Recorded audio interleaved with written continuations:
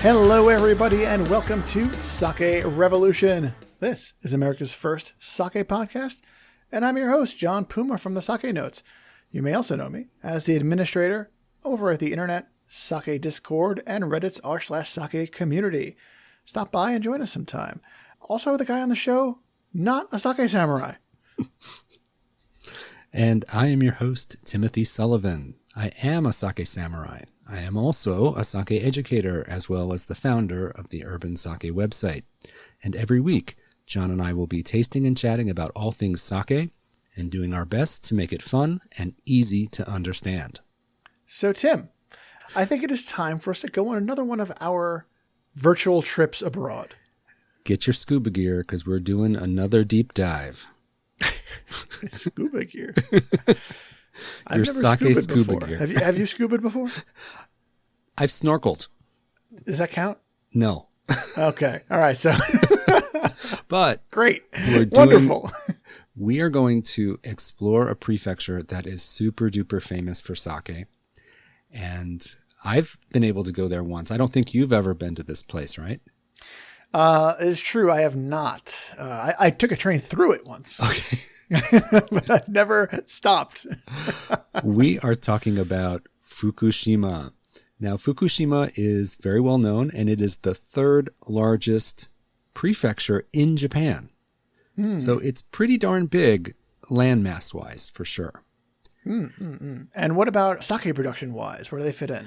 Well, they have about roughly 34 sake breweries that are active right now. Yeah, so it's a medium size as far as the number of sake breweries that they have. But for that lower number of breweries, they actually take home a lot of gold medals. So they have tremendous pride in their ability to win medals and produce very, very high quality sake. So we're going to taste some really great sakes today. Fantastic. And I do think there is definitely a reputation from Fukushima for making excellent sake. And as you pointed out, lots of awards. And just from personal experience, there have been so many times where you have a great sake and you're like, wow, where is this from? And the answer oftentimes ends up being Fukushima. Yeah, that's really true. And when I first went there, I visited a few different breweries in Fukushima, and I really didn't comprehend when I first visited there how big it is. So it starts on the Pacific Ocean, and then it stretches way, way, way inland, and it reaches Niigata on the other side. Yeah, it's so it stretches across the entire main island of Honshu, and there's a mountain range in the middle. And if you're on the far west of the mountains, you're much closer to Niigata than you are actually the Pacific Ocean. So it's really it's a big place. Very, very cool. I think I went through vertically. I was on my way to Sendai and just a brief little ride through town.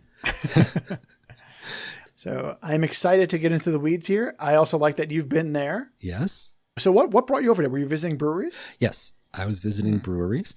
And one brewery I visited early on, my first time to Fukushima, I went to Daishichi.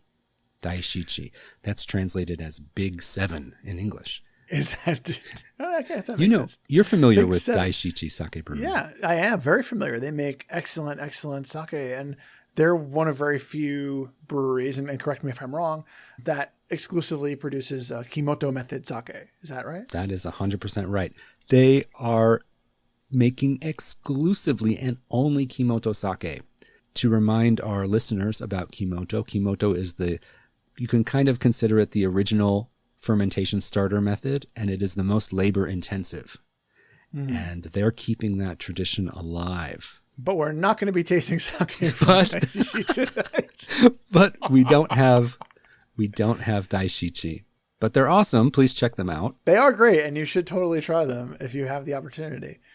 Yeah, I think in Fukushima, even though we didn't bring their sake today, they're one of the better, more well-known breweries in Fukushima for sure. I would say so for certain. Yeah.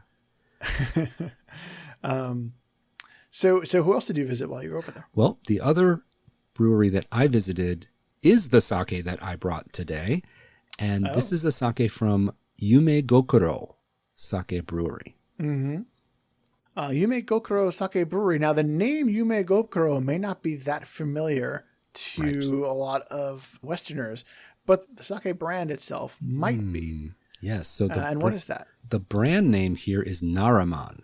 And for me, Naraman is definitely a familiar name, whereas the name of the brewery, very unfamiliar to me. So that does happen a lot, where sometimes the brand becomes very popular, but you don't necessarily know the brewery name.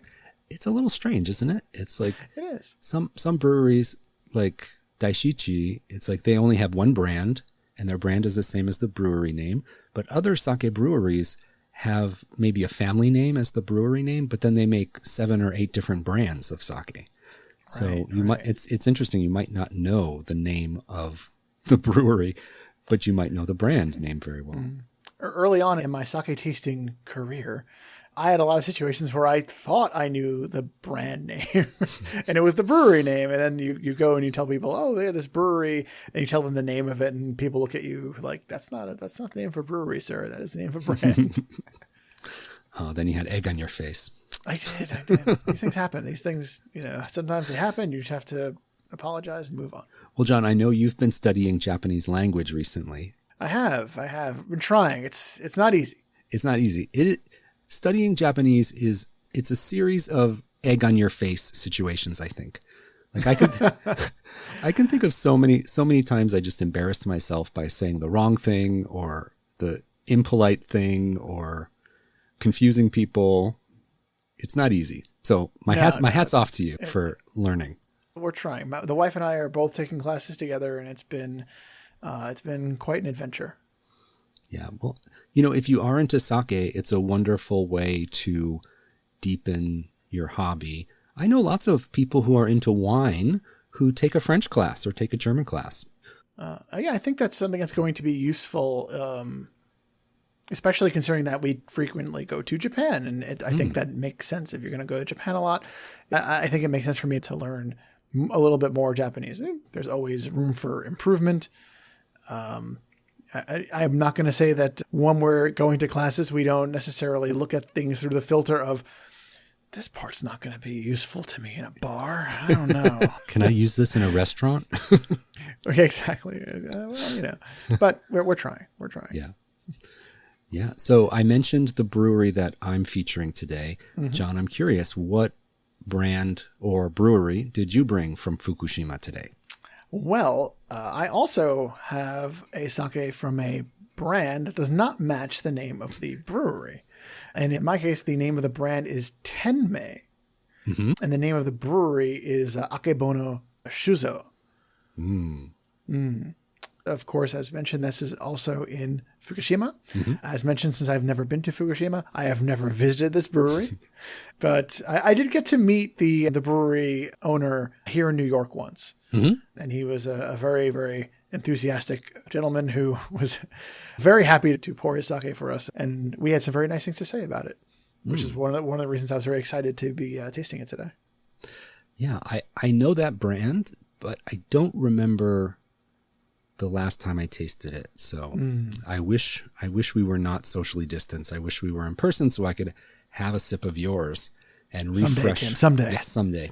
And refresh my memory on that sake. But it's a well-known kind of craft brand, isn't it? It's a smaller brewery for sure, I think. Yeah, my understanding is that it's a very small brewery. When we get to kind of really getting into the nitty-gritty on each of our bottles, there's some interesting stuff about the way the sake is made.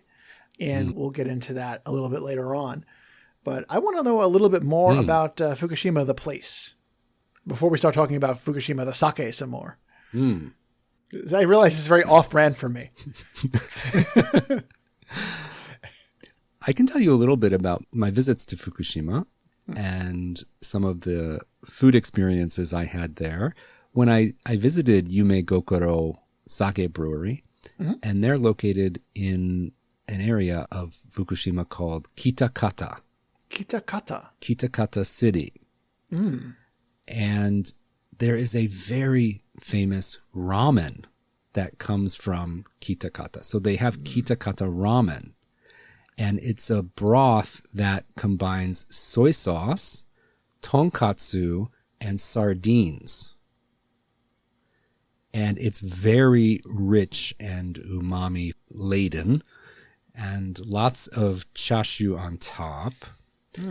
And when I visited Yumegokoro, Mr. Shoji, who's the president, took us out for lunch, and we had Kitakata ramen. And the funniest thing is that you got the ramen bowl in front of you, and then you had to finish it, and like every 7 or 8 bowls that they hand out, there's a red mark at the bottom of some of the bowls. And what does this signify? It means you get a prize. Tim, did you get the prize? No, I didn't. Oh, all right. I thought that's where the story was going. I was very excited. So if you eat the whole bowl of ramen, you get through the broth, soy sauce broth, and then you get to the bottom. And if you have the mark in the bottom of your bowl, you get some kind of reward or extra serving of noodles or something really delicious. I'm really sad that you didn't get this award. Next time you go, you need to like represent Sake Revolution better and win. Well, you need to keep ordering bowls until you get the prize, Tim. That's how this works. We're not quitters here at Sake Revolution. It's not a game of skill, John. It's a game of chance. It's a game of chance. But it does give me motivation to want to go back to Kitakata. So I'm actually looking up some photos of Kitakata ramen. The noodles look very interesting. They look kind of wider and flatter than most ramen I see, it probably lends to like a little more of a chewy texture, which sounds interesting. It sounds nice.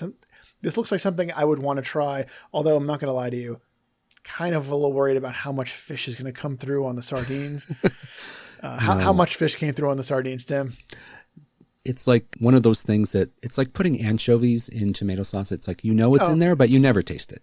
Got it. Yeah. That's good. That's refreshing. I had a similar broth in Hiroshima once, and the broth was very, very delicious with the noodles. But then when it got to the end of you just kind of sipping the leftover broth, it really hit you. It really came through. And I was like, I'm good. I need to stop this now. I'm not a big fishy fish guy.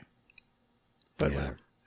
Well, you don't need to worry. I think you'll enjoy this ramen, and there's more than enough chashu layered on top to bury any sardine flavor you could possibly get. There will be some photos of this ramen in the show notes. Tim, do you happen to have a photo of the bowl you had, or is this purely from memory? You know what? When I go to Japan, I take pictures of absolutely everything. This was years ago. This was years ago, and I have to dig through my iPhotos to find it. But I bet you, going out on a limb here, I bet you I can get a picture of that bowl of ramen. And you're gonna do it for the fans. I'm gonna do it for the show notes. For the show notes. The detailed show notes. This is an important detail, Tim. It is. Okay, Tim. I'm glad I got to hear your tale of ramen. And I think now is the time on Sake Revolution where we talk a little bit more in depth about our sake and start sipping. Yes. So, would you like to start? I'm so curious to get into this tenmei situation. Ooh, absolutely. So, in the U.S., or at least in New York, there are 2 types of tenmei available. One is their junmai, the other is their junmai ginjo. Today, I have their junmai ginjo. It utilizes Yamada Nishiki for both the kakemai and the kojimai. Yes, so the kakemai, that is the rice that is going to be the starch component. And then the kojimai is the rice that they're going to use for making the koji, the molded rice. But in this case, it's the same variety for both. Right, and it's the same polishing ratio. Both of them are 55%. Yep. Great. Hence your junmai ginjo. Has a sake meter value of +2. The acidity is 1.6. And this is a genshu that has an ABV of 16%. Ah, that takes me back to our genshu episode. Right. It does. Very recent memories. So the interesting thing about this sake to me is, number one, it uses a blend of 2 different yeasts, which you may see blends of different rices kind of often, but you rarely see blends of yeasts, I think. So 2 different yeasts in there. And then the sake is aged for a year, unpasteurized.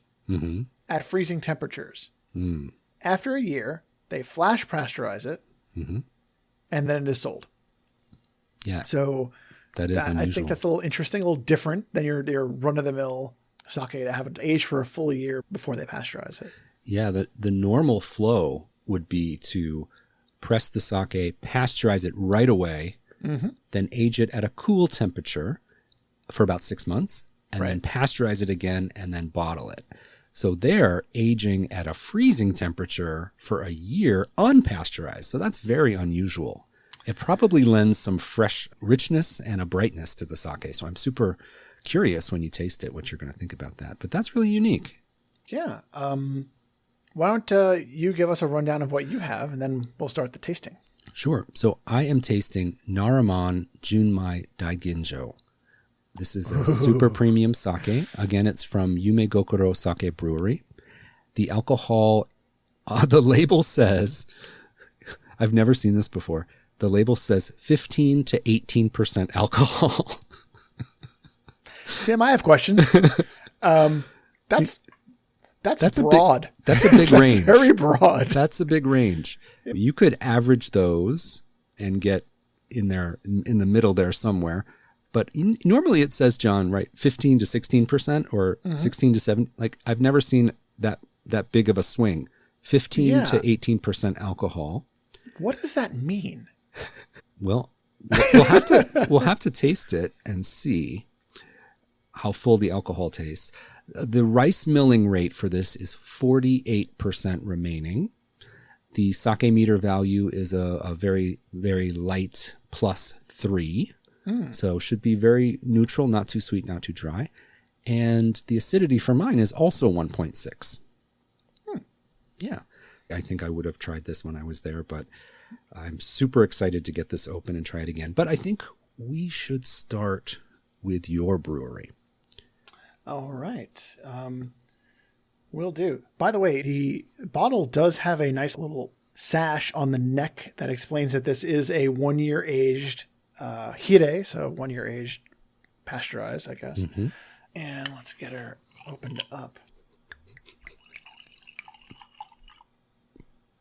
Oh, wow. All right. So one of the things I really love about this sake is the aroma. This is technically a food-friendly sake, but it has such a wonderful, fruity, not very acidic, just really, really nice aroma. It's one of those things that you can just bring in that aroma over and over again. And it never gets boring. It never gets tiring. It's still very much as exciting as the first time you smell it. And then the flavor is just super unique. It's got this really wonderful fruit-forward beginning to the taste, but then there's this really satisfying richness that comes in the middle of the tasting. And then it just has a little bit of a bite that goes with that kind of like that richness, like an umami kind of richness. And then it just kind of drops off, fades away. And you want more because it did deliver such a really, really satisfying front. Very, very nice sake. And I have tasted this with some stronger flavors like cooked salmon, like baked or fried salmon, where it kind of gets a little oily and the flavors can be kind of a lot sometimes. But this cuts right through all of that. You still get all of the flavors that the sake offers, which I think is wonderful. And it doesn't get in the way of the food either. It stands up to food really well. And it also stands its own ground. It's really nice. Yeah, looking at the stats for your sake, like 55 polishing, pretty low SMV, and it sounds like it would be kind of a softer package, like not a big impact sake. A little bit more, a little bit more gentle and round. And a lot of the time when you have something like that, when it's something that's softer or more gentle, I get worried that food is going to bowl it over. But that's not the case here. And I don't know exactly what they're doing that's kind of helping it, helping it overcome, but it really, really does. Yeah, I have a thought on that. I think that sake in general has higher alcohol. And when you taste a sake like yours, the alcohol doesn't come out and seem out of place or burn or anything like that. But it is high enough that I think it allows sakes to stand up to food in a way that maybe a wine that's 11% alcohol might have a little bit more of a challenge with. So I think the alcohol level in sake is actually something to keep in mind when it comes to pairing. It's not a weak, watered down drink. No, it's got, especially not this Genshu. Even if it's soft, it's got some weight to it there, and that helps it pair really well with food. So enough about me and my wonderful Tenmei experience. I need to know about this Naraman Daiginjo that you got, this luxurious sake that you brought this week. All right, here we go.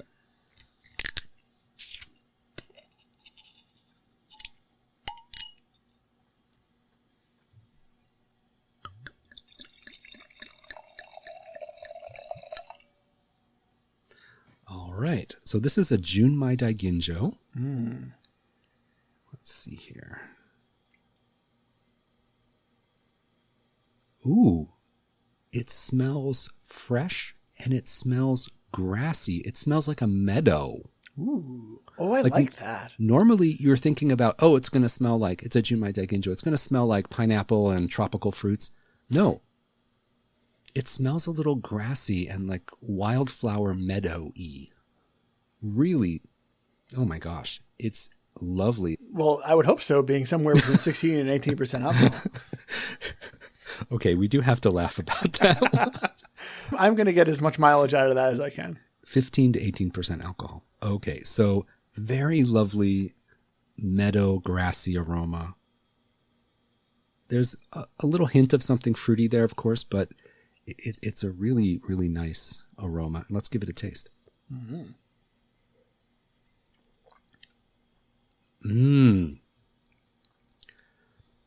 It has richness on the palate, and it tastes I taste more towards the 18% than the 15%. Oh, so I wonder if like each bottle is randomly. It's actually, no, here it is. Just like the ramen, most of the bottles are 16%, but occasionally one bottle is 18%, and you're not going to know until you finish the bottle. There's a red dot at the bottom. That's the 18% bottle. I brought it all around. We should patent that idea right away. You can sell it to one of the local breweries here in New York. Brooklyn Cura, if you're listening, we've got an idea. Yeah, so there is a richness to this, and the alcohol comes through a little bit more weighty, but it's not unpleasant in any way. It's just has that more rich, bold edge to it. And the flavor is not at all fruity. There's just a hint of umami there, richness.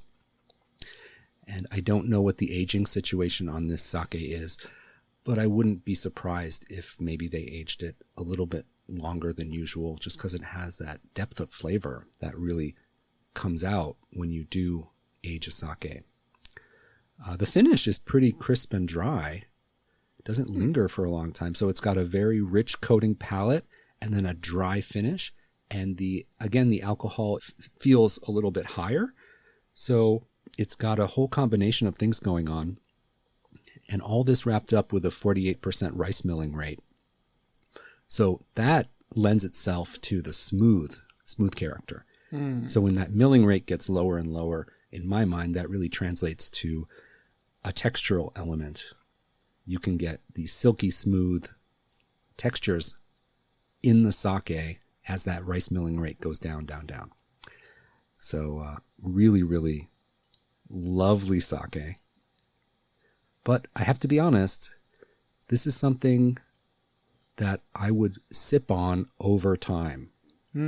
Because so this is not you're not going to disappear this bottle. This is not crushable to you. No, this is not something that I would make the bottle disappear like magic water. This is a little bit more sipping, savoring, and it's got a richness to it. We can compare it to desserts. There's some desserts you can power through and you're ready for another one and you're totally not full. And there's other desserts where you have 2 bites and you're like, that is rich. Like, I don't know if I can get through this, or maybe not you, John. Tim, and you and I have different opinions on desserts, apparently. Any dessert that I enjoy enough to eat, I enjoy enough to eat an unlimited amount until I'm forced to stop. I have an impulse control problem, it would seem. Well, I have a huge sweet tooth as well. I'm just curious, what's your favorite dessert of all time? I can't just pick one. Just pick one. But if I absolutely had to, it's probably going to be a souffle. A souffle? Yeah. It's either going to be a souffle or just some kind of like gargantuan chocolate layer cake. Just something like offensively big. Yes. Like that is with just chocolate with chocolate and chocolate. Just a really, really rich chocolate cake is something that I really enjoy. And this flies in the face of my sake taste, obviously.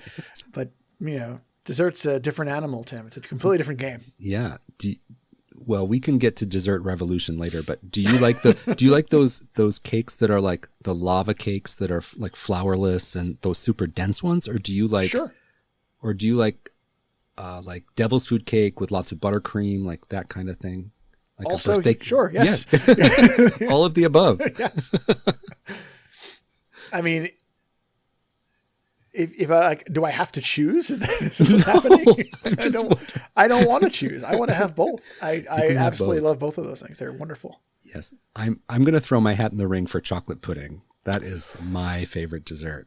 Chocolate pudding or chocolate mousse if you want to be fancy. Chocolate mousse is great. Chocolate pudding. I have a thing where I enjoy chocolate pudding pie, but like a graham cracker crust.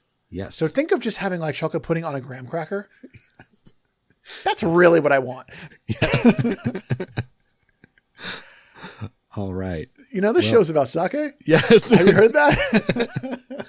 Making an analogy between dessert and sake, I think if this sake was a dessert, this would be a rich dessert, and some people, not us, but some people have to down throttle when they eat a rich dessert. And I think that people who wanted a light, easy sipping sake, this Naruman Junmai Daiginjo with a mysterious alcohol percentage would not be it. But it's lovely. It is so good. I have to say that as this tenmei is coming up to room temperature, and as this is often the case with a lot of different sakes, but something I'm very much noticing here is that umami in the middle is really becoming a lot more pronounced. Mm-hmm. And the alcohol also is kind of going with it. Not in a bad way. It's really well balanced, so it's fine. But that fruit in the beginning is kind of diminishing a little bit. And the umami is really taking center stage. This is not a bad thing at all. It's just sake at different temperatures is going to taste very differently. And this is how it's evolving as it warms up a little bit. This is really nice. This kind of has an autumnal feel to it, this sake. It's not bright and spring-like. It's a little bit more warming. And the umami is a little bit more savory. It makes me think of autumn. Yeah, nice. Really delicious. So that was a really nice virtual journey over to Fukushima. I do really want to get over there one day. I've heard wonderful things. And now I have a ramen adventure that I need to go on. And if you don't get the ramen with the mark on the bottom of the bowl and win the prize, I'm going to be very disappointed in you. Quitters never win, Tim. Quitters never win. That's true. Yeah. Well, I'm so glad to hear that you are interested in going to Fukushima. All my visits there were absolutely wonderful. I encourage you to go. And maybe if we're lucky in the future, we could do an episode someday from a Fukushima brewery. I would really love that. Wouldn't that be fun? I think so. Yeah. So, John, tell me, for people listening out there, where can people find you online? Well, in addition to my Reddit and Discord adventures, you can find me on most social media platforms as the Sake Notes. The Sake Notes is going to be both my wife and I and our sake adventures. John Puma NYC is going to be just my day-to-day goings on. What about you, Tim? I am at All Things Urban Sake, so you can find me at Facebook, Instagram, Twitter at Urban Sake, and my website is urbansake.com. Yeah, so pretty easy. And you may find a dessert posting or two in there. Who knows? I'm ready for it. All right. Well, I want to thank all of our listeners so much for joining us today and for tuning in. We really do hope that you're enjoying our show.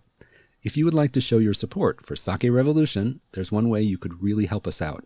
Please take a couple of minutes, and if you don't mind, leave us a written review on Apple Podcasts. It's a great way for us to get the word out about our show.